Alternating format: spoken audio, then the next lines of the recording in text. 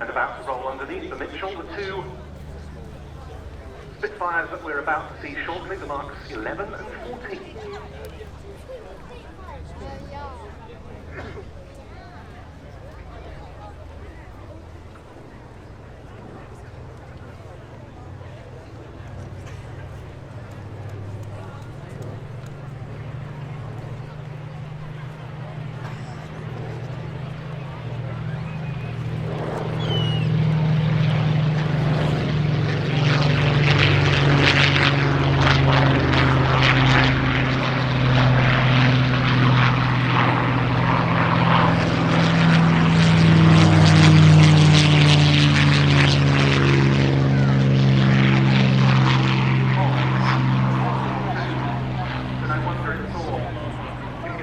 During the D-Day period, but not by the US Army Air Forces, by the RAF. 3 squadrons of RAF Mitchells were stationed at Duxford in Surrey, numbers 98, 180 and 320 as part of the 2nd Tactical Air Force. 320 was a Dutchman squadron. And on D-Day they attacked German troop concentrations, they attacked bridges on supply routes. Later they went on to fly from Ford airfields in France. Underneath it, and making light work of Duxford's relatively short runway, the Flying Bull's DC-6, and it was the subject of, I thought, an absolutely gorgeous presentation by the chief pilot for fixed-wing aircraft of the Flying Bulls, and I think one of the finest exponents of piston-engine historic aircraft in Europe, Raimund Wiedmann.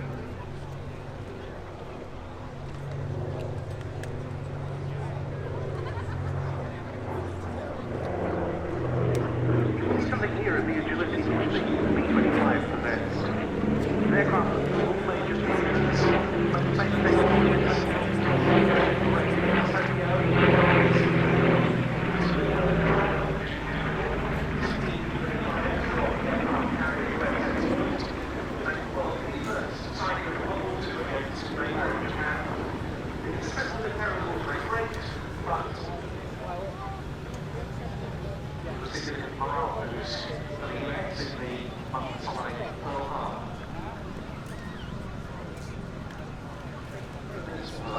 tremendously versatile machine throughout the Pacific campaign by the US Army Air Force and US Navy, North Africa with the Army Air Forces, and in Europe by the RAF, plus other overseas air arms. This one, not a World War II veteran, another beautifully polished restoration by the Flying Bulls, which took 25,000 hours of work to complete. It's fully civilianised, you might have noticed when it was on the ground. It has its gun turrets fared over, it's got a weather radar under one wing, and that's one of the reasons the aircraft was able to get through the bad weather here on Friday when some other aircraft couldn't make it over from the continent.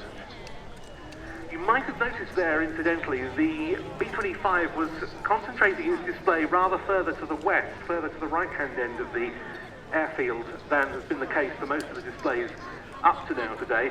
That's because we have congested traffic on the M11 in one direction. You might be able to see the lorries over there, and when that's the case, because of the position of the motorway in relation to the airfield, we have to move the display centre point, the display datum, further to the west, up towards the American Air Museum end of the airfield. So that'll be the case up until such time as the